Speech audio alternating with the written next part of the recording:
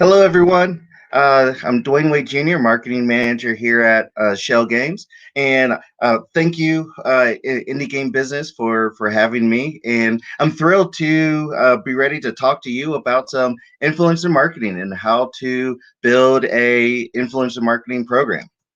So, what we'll cover are a number of things.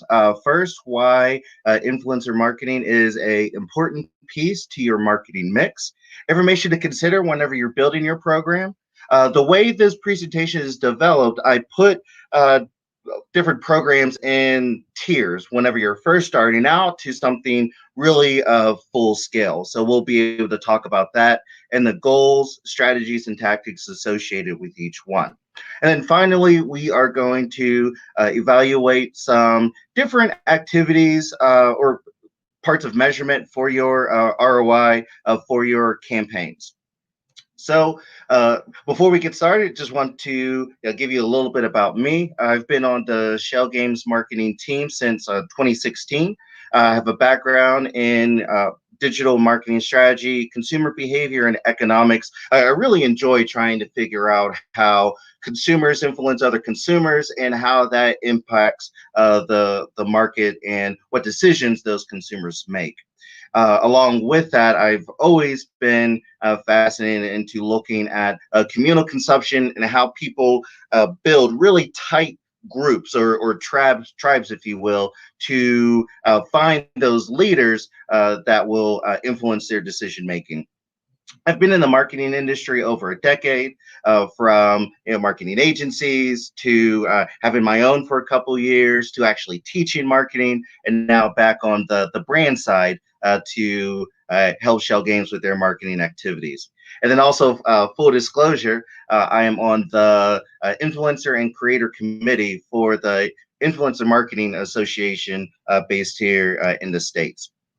So, whenever we talk about content creators and influencers, sometimes people have different definitions. And so I'm going to give you what my definitions are for a content creator and an influencer. And then throughout the rest of the presentation, I may interchange, but whenever I say the word, you'll know exactly what definition I am using. So first, a content creator, how I defined it, their content is usually more organic than paid, but there are some paid aspects to it. But it's somebody who creates content around a specific subject or variety to delight a particular audience. Now that is a little bit different to the old school definition of a influencer, a person who searches out paid opportunities to promote different products or services or experiences, and they gain a following through their content. And that content is almost always paid. And so, whenever I talk about content creators and influencers, that influencer definition has kind of gone away. And for best practices for people creating influencer marketing programs, we work with content creators. So for the rest of this presentation, whenever I say content creator or influencer, we're working with the content creator definition. Now, why influencers? Well, what's their power? And now, a phrase that I really enjoyed is from Seth Godin, one of the leading marketing minds in our generations. Really honed it to people like us do things like this.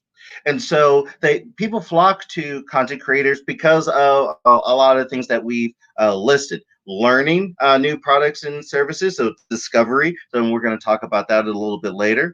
Sense of belonging, community, aiding in decision making. So if you like a content creator, it's like, well, if they're like me and they like this game or they like this experience, I might like this experience. And so that's where that power comes from.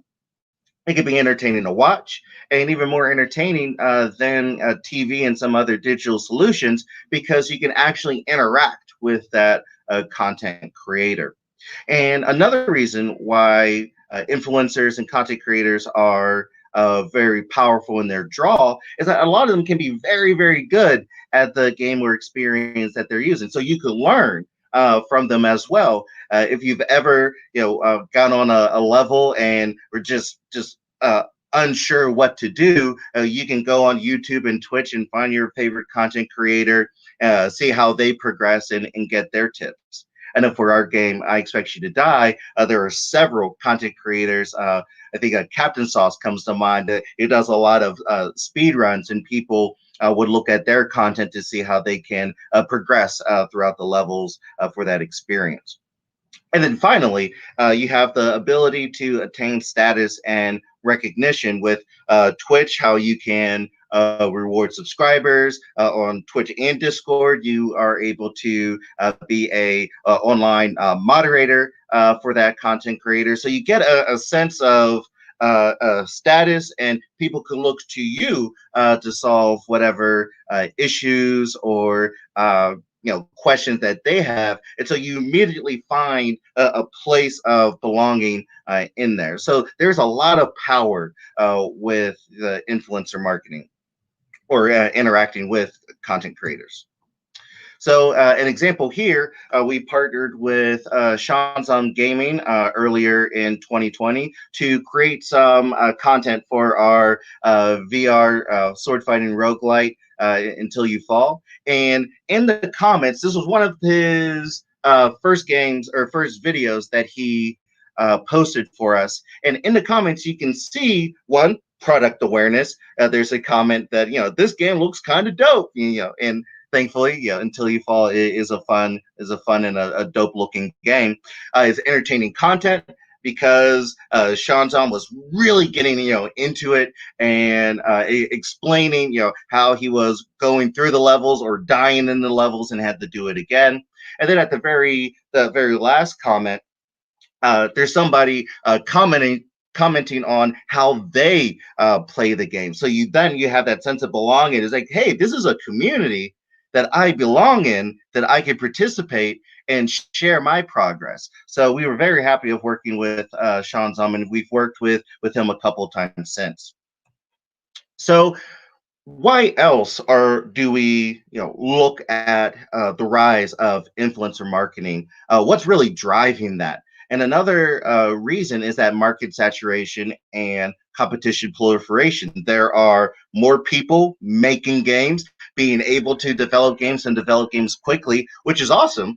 But there's also the aspect of people being able to publish games and to publish games very quickly, with now over with several sources trying to say that there are over 30,000. That's the number I found being mostly duplicated.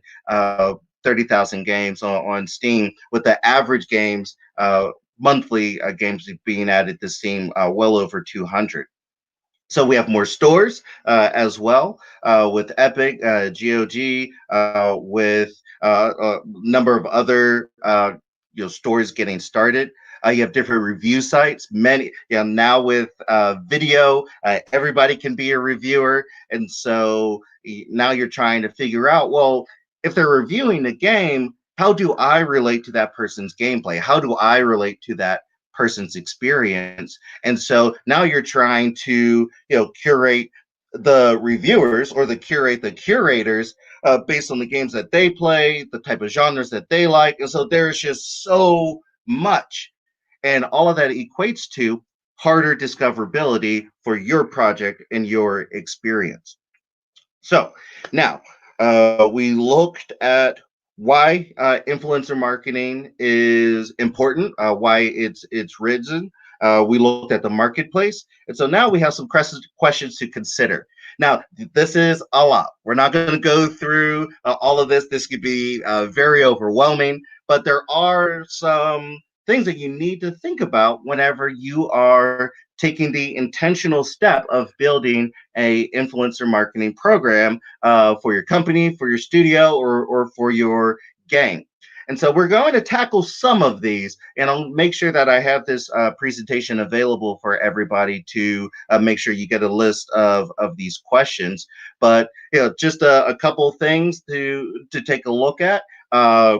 how consistent does this content creator post? How are we going to find these content creators? How do we assess that their content are exactly what we want? And then two of the questions that I call out here are, what marketing activities will we use to support content creators? Because again, we're adding influencer marketing into our marketing mix. This isn't just a one-shot approach. And also, what does an ongoing working relationship look like? Because again, we looked at the difference between the new and best definition of a content creator, and then that old definition of a influencer, putting a video up, hoping it gets attention and then getting paid. We don't want that. We want to make sure that we're, giving a content creator content that they'll like, that their audience enjoys. And so that goes into that win-win-win philosophy. What's good for the content creator's audience? So audience likes it. They're delighted in that content. That's a win. Is good for their content creators. Like, hey, my audience really likes this game. I should play more of this game.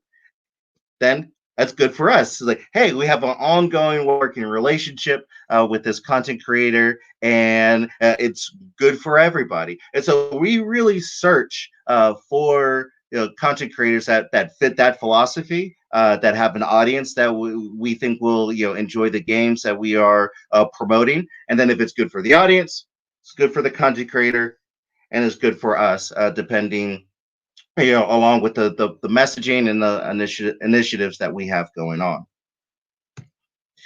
So here are some of the tiers that I put together.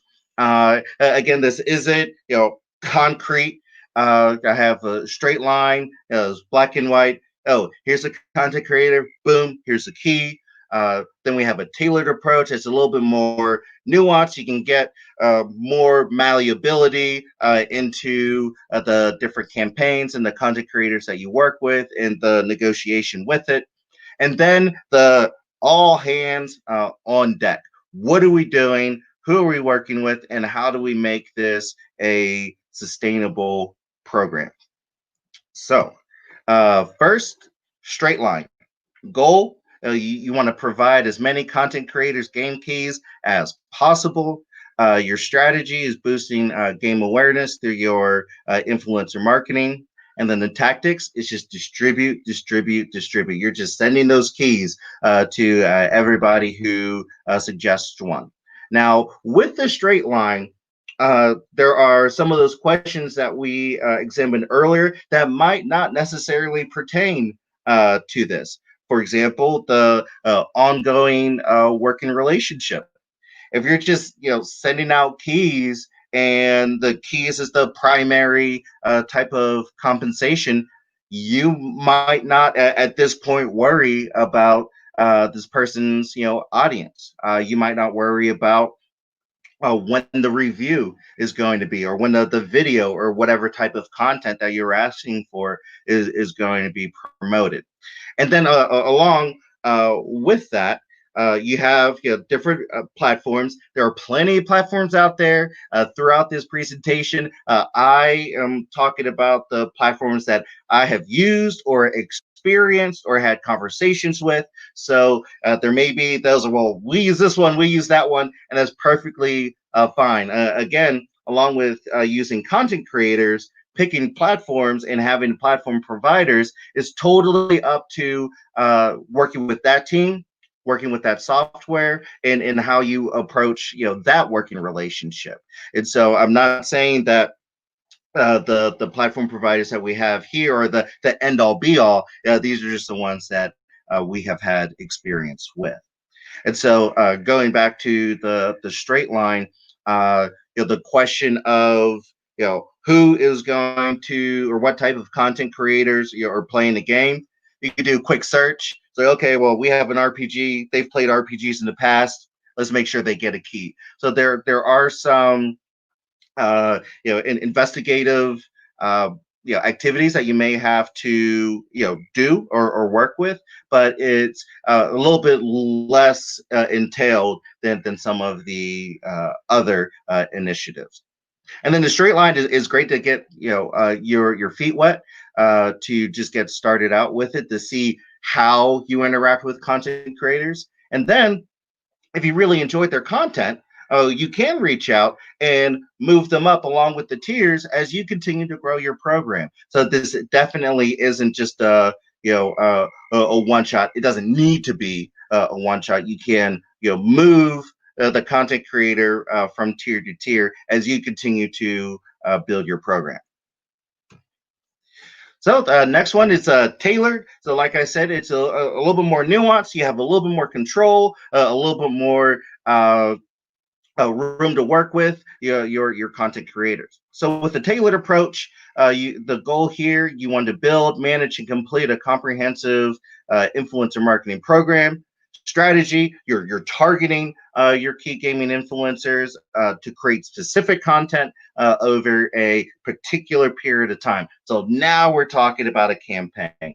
Now, going back to something like Keymailer, there are different paid tiers that you can get a little bit more nuanced, but then whatever you're paying more and more of it, it is worthwhile to consider if there are other platforms that do as good a job as Keymailer or something better.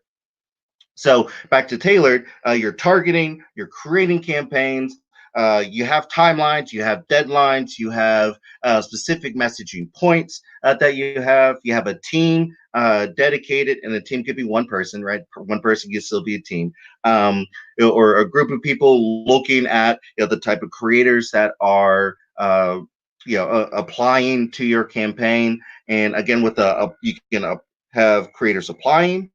You have an outreach program to attract different content creators to your campaign to create content for you. And then with this, we get into some additional ways for compensation. So it's not just a game key. It could be some type of monetary compensation. It could be merchandise or some type of swag. And you can tier it.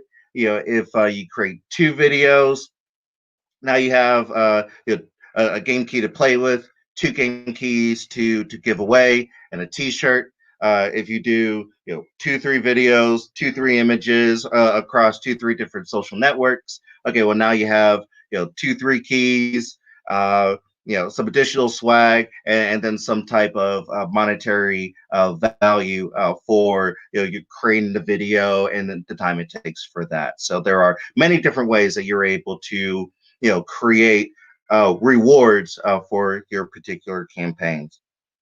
And then the tactics, you're using a platform to curate influencers, negotiate rates, examine content, and evaluate results. So now you can bring in that ROI component about, okay, well, what exactly does success mean?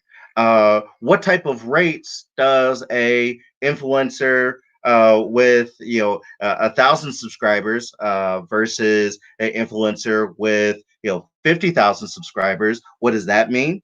Or you could use a site like Social Blade or a Solinome, and it's like, okay, well, what's their concurrent viewership, and what does that mean on a average basis or a 7-day average? What exactly does that mean, and how can you approach that? So there are different ways that you're able to categorize or filter your content creators and make sure that you get the best ones for your brand and for your experience. So for us, like I said before, we used Indie Boost. We've used Indie Boost for I Expect You Die for a number of years, and until you fall for since its early access release, and we're very happy with it. Indie Boost had a product called Catapult, and we were able to create tailored campaigns for the different life cycles for the games. For I Expect You to Die, it was just product awareness, making sure people, as the VR market continued to mature, there were more and more people getting into VR that may not have played I Expect You to Die whenever it came out in December 2016. So we ran a couple campaigns to make sure that the VR newbies knew about the I Expect You Die experience, and we were happy with the results there. Now, for Until You Fall, we took a even more specific approach, and we did different influencer campaigns per release or per update during its early access life. Whenever it launched in early access in August 2019, we then created different campaigns every 3 months. And so we had a campaign in November, a campaign in November, December, because of all the sales that were going on, and then one at the very beginning of the year, just to make sure that there were more people in the new year got their stuff and made sure that they were able to play the experience. And its capability, Indie Boost is fun to use because it has two different. You can use Indie Boost or you can use Catapult, and there are different ways that you could boost your campaigns through sending out different type of requests across different social media. You can do a Twitch boost, a YouTube boost, and just a regular email boost that they send things out to content creators and press for people to review your games. And so with our use with Indie Boost, right? You know what? Indie Boost is pretty cool, but we weren't able to fully manage and find everyone and anyone and then filter that way, because for us and for other VR developers, you can see that creating VR content is hard, and finding good content creators that can create VR videos is even harder. And so while we loved a lot of the people that we worked with Indie Boost, and we actually work with a lot of them still in either Indie Boost or our full service platform, we saw the need that, well, it's like, well, for us, we could do a little bit more. And we still work with Indie Boost. We still disseminate keys through Indie Boost, and it's great whenever whenever you're ready to move on to another platform that you can use to send out, distribute your keys and create influencer marketing campaigns. So now with full scale, like we talked about, there are two ways that you can really go full scale. You could do something what's called a concierge or a white glove approach, where you are paying a external party to take care of your influencer marketing from discovery to fulfillment. So they'll take the game keys, they'll take your payment, and they're paying out the influencers. They're managing the content. They're sending it to you to make sure that you approve it. So we can go through our goal, strategies, and tactics here using the concierge or white glove approach for an influencer marketing program. Strategy, using that external company's network or their proprietary algorithm to find the content creators and their influencers that you would like to use. You could target micro, macro, or major influencers. And to take some time on that, there's even nano influencers, meaning 0 to 500 or 0 to 3,000. There are different ways of how people categorize it. Your micro could be just a group of guys or a group of people, 20, 50 subscribers, and the great fun content. Your micro influencers, your 1,000 to 10 to 15,000 people that they have a really dedicated audience, really engaged audience, create regular content and create good content, and they're really engaged. So it's not just they put up content, say a couple of things to a couple of their subscribers and peace out. Your micro, a little bit bigger, your 15,000 to 2 to 300,000, and then from there you get your major ones, your million subscribers with a little bit lower engagement rate, but a really nice footprint in terms of getting awareness for your brand, your project or your experience. And then your tactics, basically, you're approving timelines and content. These platforms are bringing you the content creators, making sure that you're good with them. They even do some brand safety audits. They make sure that not all of the content that these content creators post are paid. That there are some type of organic or genuine, at least, content associated with them, that they're not paying for likes or subscriptions. And so making sure that they're aligning the content creators for you, so they're doing all the hard work. And there are a lot of benefits of working with brands like or platforms like these. Then you have your self-manage. So instead of having a white glove approach and those people doing the legwork, the heavy work, you decided to bring it in house. So your strategy of building an influencer marketing program internally, your goal, to use the platform to establish standard practices and to create stable campaigns for your original games or your studio, your different experiences. And the tactics, you're adopting a platform, creating campaigns and sequences, or partnerships, campaigns, however you want to call it. You're sourcing the influencers. You're doing your own investigation. You're doing your own outreach, your own nurturing, and then with the nurturing, you're building a relationship. And here are some of the key parties in the influencer management platform world. GRIN, which we use, and so I'll go into more detail about that in a second. Sidekick, Upfluence, and Maverick are all different programs that even offer a white glove approach, and that's what you will see. A lot of the companies that offer self-managed solution also offer a white glove or concierge solution, if you're up to using that and putting that effort in. So like I said, we use GRIN. GRIN is a full service influencer marketing platform.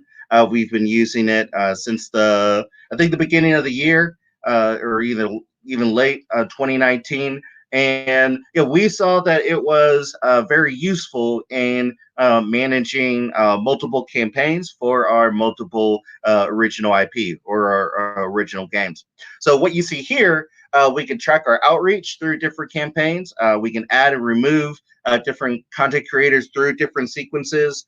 You can have content creators in multiple sequences. It's kind of like a CRM system, a customer relationship management system. I can go in and look at a content creator's profile. I can see how many times I've outreached to them, what emails that they've opened. I can have notes in different profiles. It's like, okay, well, they really like the VR game. They didn't like that PC game, too much. In future outreach, let me make sure that they are VR only. And then I can create a tag in their profile and say VR only.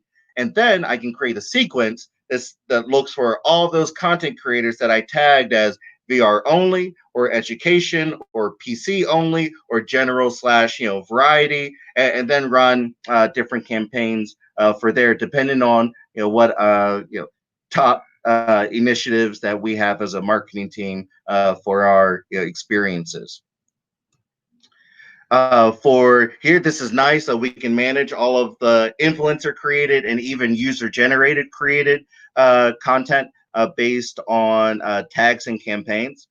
So what we can do, we can have GRIN search different content that are tagged across TikTok, Twitch, YouTube, Facebook, Instagram, and they can put it into our platform. So for those influencers that we are working with, and we have different content rights, and I'll show you that in the next slide, we're able to use and reuse and promote the lift that content creator's effectiveness. And for the user generated content, and like I say, if it's good and we enjoy what they're doing, GRIN allows us to pull those people into our system and create a dialogue with them. Of like, hey, we like your content.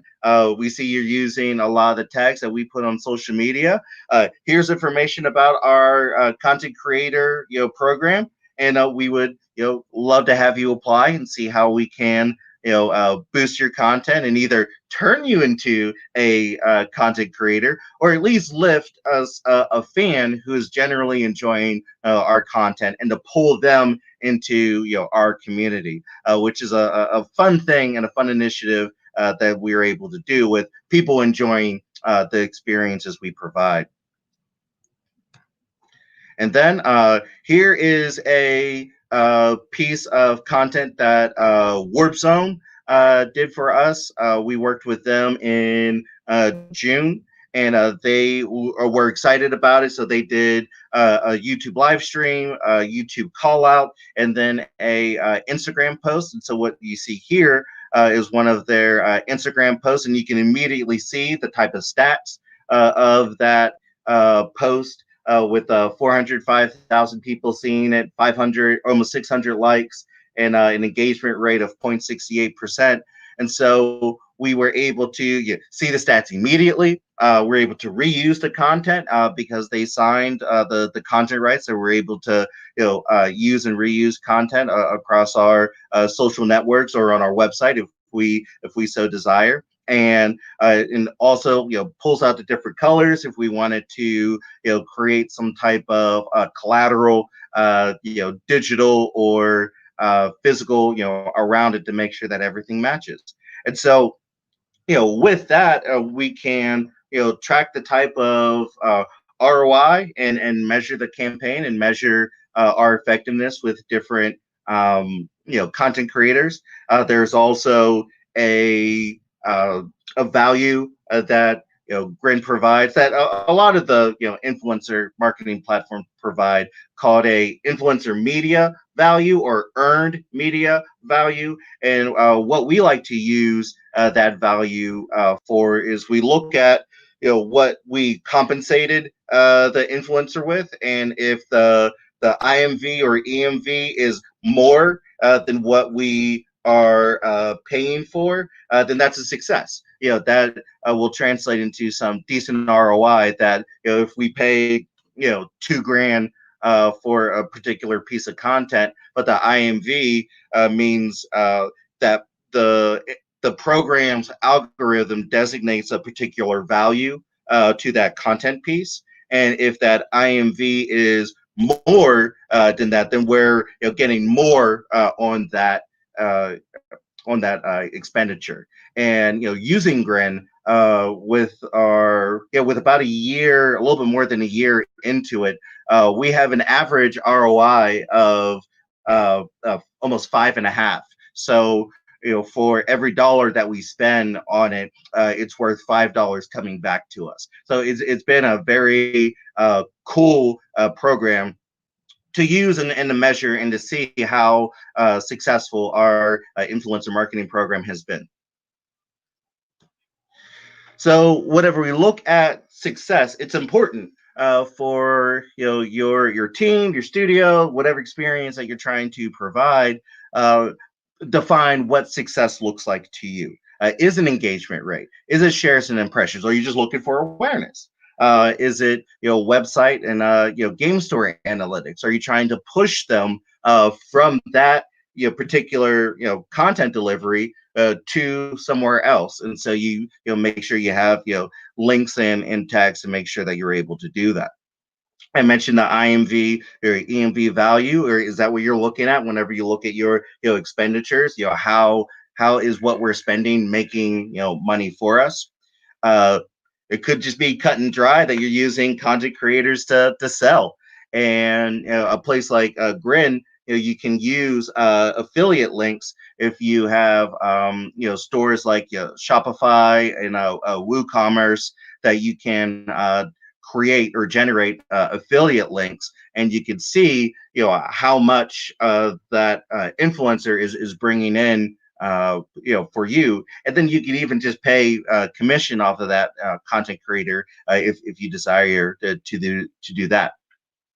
If the goal is product awareness and you're trying to raise your wish list numbers, you can look at wish list ads. Make sure that the content creator and the campaign that they are making sure that they're telling their audience to go to the Steam store or go to the store of your choice, wish list, pre-order, and so you can count those numbers, and then you can use those numbers as well based on the customers that they are bringing in and that they're turning into prospective sales. How beneficial or how successful is that campaign for us? Is it worth what we're spending and what we're getting in return in potential sales? And then brand lift. Now this one is very interesting, and what we want to do more intentionally in the future. Of if we engage with 20 nano and micro influencers, so we get campaigns for 20 people going, they're doing 2 videos, images, and so forth. How much longer do additional content creators that we don't pay for, or those major influencers that we don't attract, how are those nano and micro influencers pulling in the big ones? And what does that brand lift look like? Because that too is very beneficial. And we saw that with I Expect You to Die, that we engaged with a lot. I think on Keymailer alone, we sent 300-400 keys with about 90% of them being cashed in and used for videos. That we saw major influencers that we did not have a relationship with, like Jacksepticeye, Game Grumps, Markiplier, play our game. And so that brand lift is very important, and again, can work dollars to us that we're not exactly tracking, and that would be another nice way to look at ROI for your influencer efforts. So, final thoughts before we get to some questions. That whenever you're looking at building a influencer marketing program, determine how your team will add it into your marketing program. Again, it's an overall program. Yes, there's a lot to do with it, but it still has to be a component to a well-integrated mix. Determine how your team will find success, because success to one team, if they're trying to drive sales or wish lists, could be something different to another person that just wants to see the likes and impressions and the try to track that brand lift that we just talked about. Pick the goals, strategies, and tactics that fit best for your team and your project. Again, this stuff worked well for us. You could be looking for something very differently, and that's okay. Dedicate the time and team to do it right. Use that win-win-win philosophy. What's good for the content creator's audience is good for the content creator, which is good for us. And then, source, and this is important, source content creators that fit your game, not influencers just looking for a paycheck. And as always, as we, look at, game design and development, pivot when necessary. And so, thank you for listening to this presentation. And looks like we are going to get to some questions. Here, I'll pull them up. How's it going, Dwayne? Good, man. Thank you. Good. I will pull up some questions here. Okay. So let's go back in time. Way up. There's some really good questions in here. Well, first, I'm going to ask Silver Koi, because Silver Koi is wanting, and I want to know about this too. Is GRIN paid? Is GRIN? Yeah. So, yes. So a lot of the platforms that I mentioned, you do have to pay to access their database, to access their software, and yeah, with that we do pay GRIN to use their platform. Right. Yes, other things like Keymailer, Indie Boost. You'll pay Indie Boost to do certain things like the boosts in some of their curated content, but like stuff like Keymailer and Distribute, you can get started for free. Right. And Herbivore asked a question, which I answered. Can anyone give me TLDR on the difference between Indie Boost and Catapult? Well, Catapult or Indie Boost is the platform that Catapult is on, right? But correct. Indie Boost, the part of it is that they give keys. It's kind of like Keymailer. They give Yep. keys to streamers. Catapult, which is a part of Indie Boost, is they pay streamers for creating content. And how that goes is a broadcaster will see it on there and they'll be like, oh, this looks like a good game. And to say, I will, and it says, the company wants you to make 2 hours of content, please place a bid. So the content creator will say, well, depending on their size or whatever, I will do this for $100 for 2 hours. And right. the company will look at it and say, well, that's okay, but how about you do it for $80? And then the content creator, now they just actually updated it to where the content creator can say, no, I want to do it for this amount. And then the company either accepts or declines it. It used to be like the creator would bid, then the company would come back with a counter offer, and then the content creator either had to accept or decline, but they handed the power back to the content creator, which I think is a good idea because, there's got to be more than just one. It can't just be a back and a forth and that's it. I actually think there should be a couple more steps, but they want to make it easy and they don't want to make it overwhelming. Yeah. So I hope that Indie Boost is a great way to get started on how you can manage a campaign and negotiate. Absolutely. Right.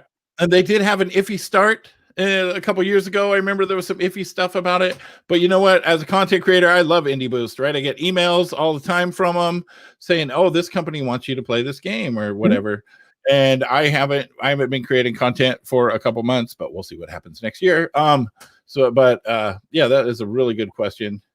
Let's see here. Okay. From the Discord, how do you handle influencers who create offensive content using your game? Yeah. So, I think so. How we generally deal with our marketing strategy this came from one of the first marketing agencies that I worked with. That 80% of what you do is strategy and planning, and then 20% is implementation.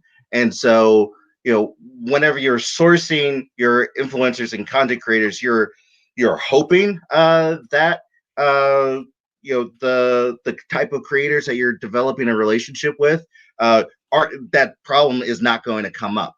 But when it does, and you have the content rights for it, it's a legal agreement, and you can demand for them to take it down. Right. But really, I would imagine the initial, like when you're searching for a content creator, you're going to look at this person and be like, oh, well, this person's offensive. Right. Does the developer care? Or, and because there are, I've been known to make offensive content, but that doesn't mean that's what I do, Sure.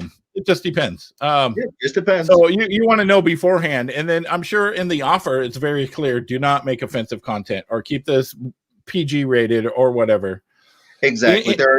So we try not to handcuff the content creator, but yeah, like you said, there are some branding guidelines that it's like we want something that's very similar to this in your voice. We're not going to change your voice, but here are some things that you could put into your voice. So right. Yeah, because you have to know the person's voice. Because I know some streamers that are great, but their voice wouldn't necessarily work for this particular game, or maybe it would for this one, And exactly. So, just grab influencers willy-nilly, right? From Discord, here's another one. Any recommendations for dealing with DMCAs? Oh, man. That is something that we haven't Don't submit a false one because it's illegal to submit false DMCAs. Right. Yeah.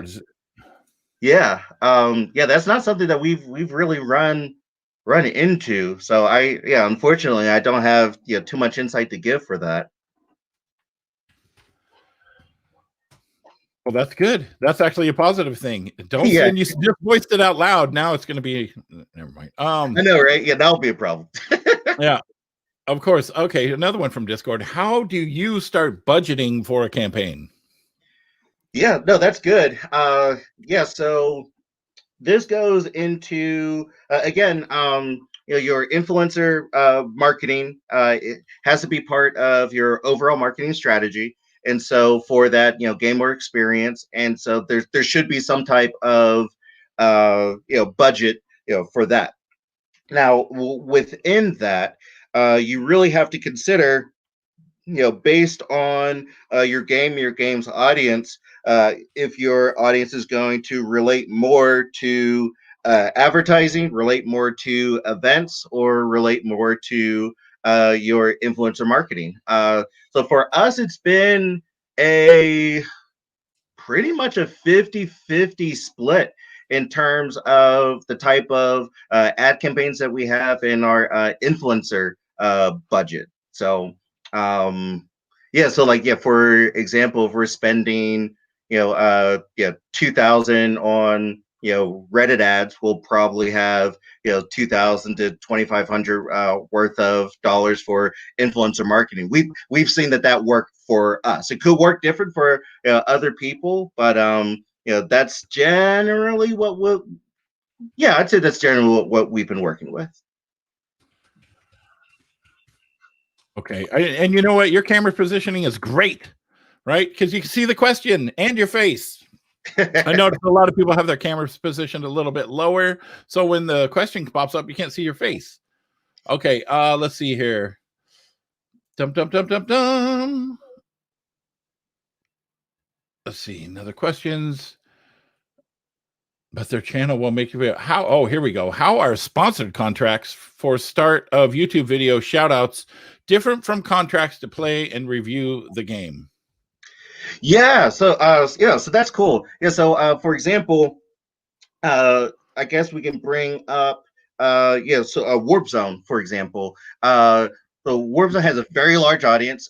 They would be probably considered a macro to major content creator. Well, I think between 4 million people on their YouTube subscriber list. And so with them, they had a unique way that they called out different videos and partners after a curated video for YouTube. So the one that we did with them, they had a Avengers parody that went for like 12 to 14 minutes, and the last 45 seconds of that video they talked about Until You Fall. So they wrapped in their audience of some really creative content that they like to do, and then they shared their joy with Until You Fall after that video. Now, what I appreciate after that was that it was totally genuine, because 2 weeks before that, they did a 90-minute live stream let's play of the game. And so they really got their team to really get into what Until You Fall was all about, and then used a lot of those clips from that live stream into that call out. So again, with their audience, there's probably uh, what's it called? Overlap of the audience who watch their live stream and an audience that watches their curated content. And so there'd be that, again, that belonging community. It was like, oh, I saw Brian play that 2 weeks ago on their live stream, and now they're calling it out. So again, it works with that brand recall, which we like. And so I hope that answered that question, that it's just a segment of another curated video versus a let's play. Right. I think he was asking how did the contracts, what are different in the contracts? Yeah, so what's different in it? It's just a different deliverables. For example, for the Let's Play, we made sure that they talked about. Yeah, it's just what exactly they do. So in the Let's Play, we made sure that they used different weapons, that the messaging was there, and then for the call out, it had to be a particular amount of time. I think we asked for 20 to 30 seconds, and yeah, that it was. We asked to see it beforehand, so it's not just posted whenever. We just let the Let's Play just be posted, because, like you said before, Dan, we source these people. We know these people are good. Yeah, do the Let's Play. Tell us your thoughts. and for the sponsor, the call out, we made sure that we saw that beforehand. So yeah, it's just how the deliverable is provided in the Because contract. the call outs are a little bit more, we want you to say this thing specifically, where It's with the more Let's defined. Play, it's more like, just do what you do. Just don't do this, and don't, swear, or don't, whatever. Yeah, I mean, you can. Yeah, pretty much. Don't badmouth stuff is a big one, which I understand, but it's like, if you don't like the game, then we don't want you to make content for it, Mhm. And there's people, that don't like. I've done that. I've been asked to do something, so I play the game, and then I say, you know what, I can't make content for it because it's not my type of game. Yep. It wouldn't go with my audience, or I don't like it, and that kind of sucks. But sometimes you just have to do that. Oh yeah, no, we had to break up a relationship of a content creator that we were really excited about, and they weren't playing anymore. And we had a real conversation. I was like, "Hey, what's the deal?" He's like, "Well, my fan base is growing with this, and it's not growing with this." And I was like, "Okay, then we're done. If that's not delighting your audience, that's not something that we want to force you to do." And so, yeah, we ended it. A couple months early, and that's okay. That's where the pivoting where necessary is. Yeah, because the end goal ultimately for everybody is that the game is successful, the promotion is successful, and the content creator is successful. Because That's it right. wouldn't make sense for the company to pay people if the content creators, is feeling like their community is taking a dive. All right, Yeah, here we go. you have to look out for the content creator. Absolutely.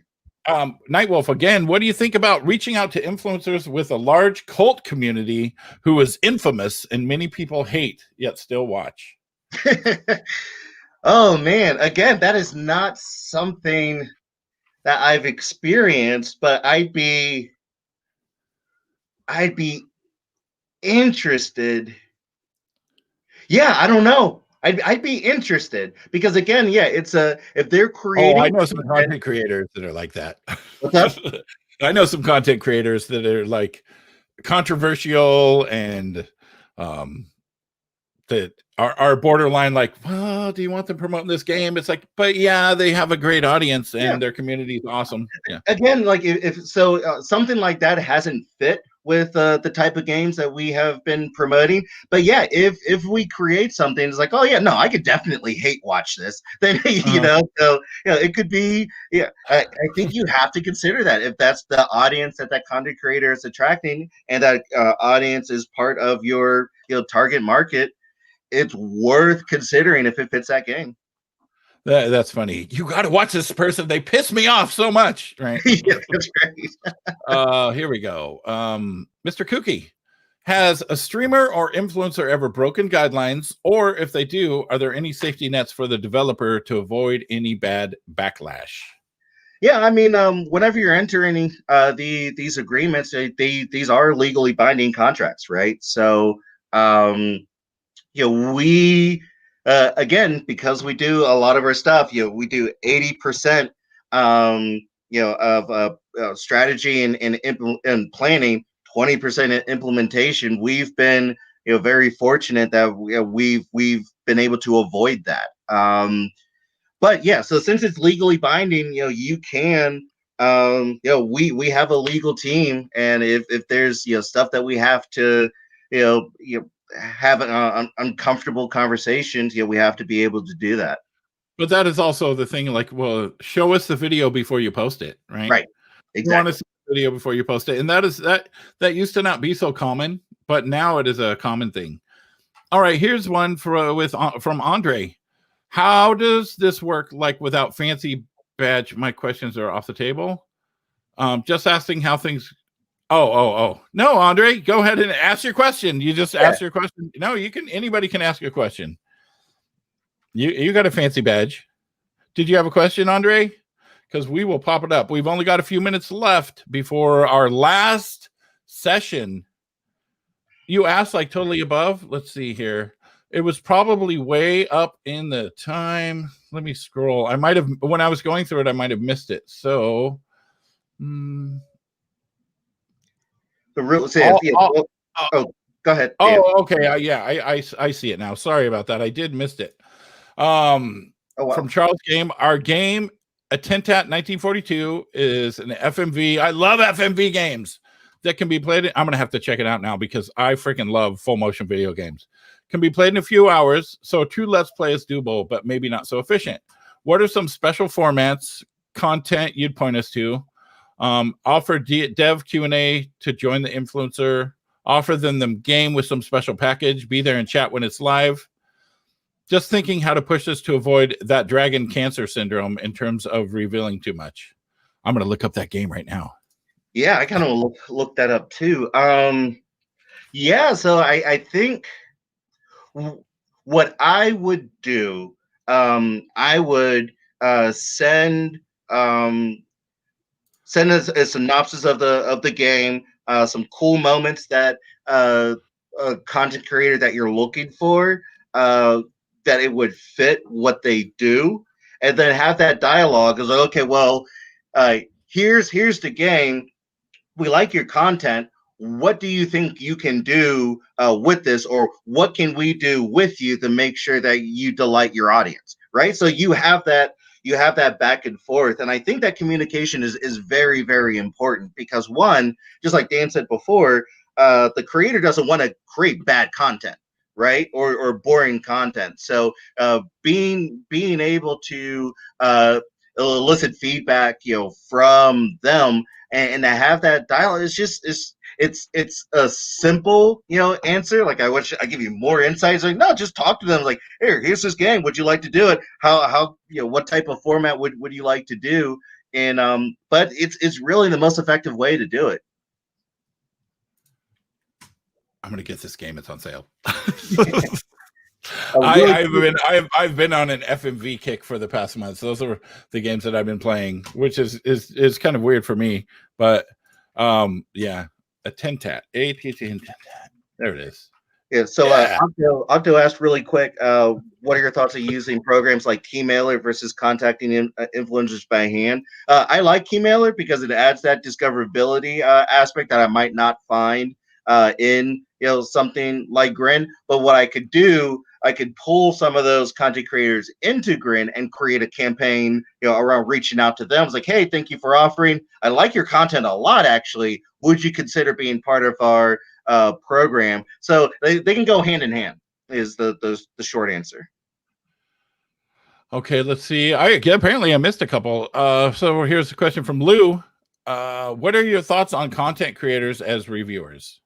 I mean, that's essentially what they are, right? So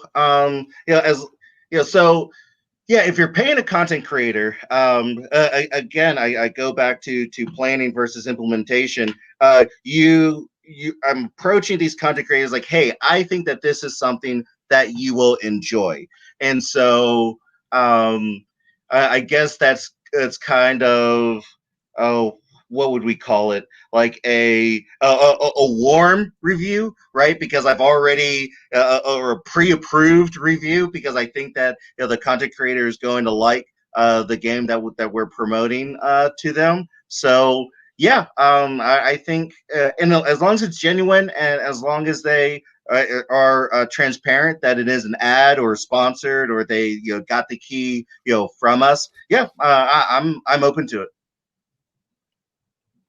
All right, so we probably have time for one more question, but then after that we can move the questions over to Discord.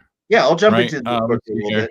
That one right here. But I'm going to do one more question, and then if you guys want to go over to discord.gg/indiegamebusiness, where the Discord is, and then there is a channel that is called Post Session Chat, and there's even a voice called Post Session Hangout. So if you guys want to post some questions in there for Dwayne, that would be amazing. But let me just ask one more questions right here. How did you make your initial content creator list? Oh, that's a great question. Initial. Yeah, so we started with I Expect You Die. We started with just posting it on Keymailer, and sending out keys. And again, I went back to that brand lift, evaluation that more people started to play it, and so we started adding more people. Whenever we adopted GRIN, there's a search function for so I could look at content creators across YouTube, TikTok, Instagram, and Twitch, and so I can look at the type of VR content different creators are looking, and then start it that way. So yeah, I mean, it does take some legwork, and again, that's why I really liked that tiered format of using Keymailer, perfecting my campaigns at the indie boost level, and then moving to something fully managed like a GRIN, and that we found success doing it that way. That's excellent. Thank you so much, Dwayne. And go ahead and ask into go into the Discord there, Silver Koi. And well, you know what? Let's do it real quick. We'll do it real quick. It's important to have every social media active, or can I ignore Facebook, for example? I say do the social medias that you feel comfortable with and want to do. That's it. Right. Yep. Like if you don't want to do Instagram, don't do Instagram. If you don't want to do TikTok, don't do TikTok. Even though I have seen a lot of people recently they'll build a TikTok following fairly quickly and then bring it over to Twitch. That's the thing is TikTok right now. I don't know if anybody wants to see me dance or lip sync to stuff, but I guess maybe, I don't know if I had horns on or something, but yeah, TikTok is crazy. But I look at TikTok and I'm like, all this stuff is the same. What's different? Everyone's doing the same kind of stuff, but I guess that's just the way it is. Maybe I'm too old to get it. I don't know. Yeah, TikTok's fascinating. All right, thank you. TikTok is fascinating. It is a tunnel that you just fall into, and you just keep going next and next and next and next. Oh, yeah. And pretty soon you're like, oh man, I could have been wasting my time on the mobile game that is my favorite instead. Thank you so much, Dwayne. And this is amazing. We have our very, very, very last talk of this convention coming up here, and Jay's going to be in that as well. Let me look and see exactly what it is here really quick. Oh man, my mouse is all jacked up. It's too sensitive. This is all, oh my gosh, dare I say, all the shit they don't tell you about indie development. That's going to be awesome for sure. Thank you so much, Dwayne. Thank you. Take care.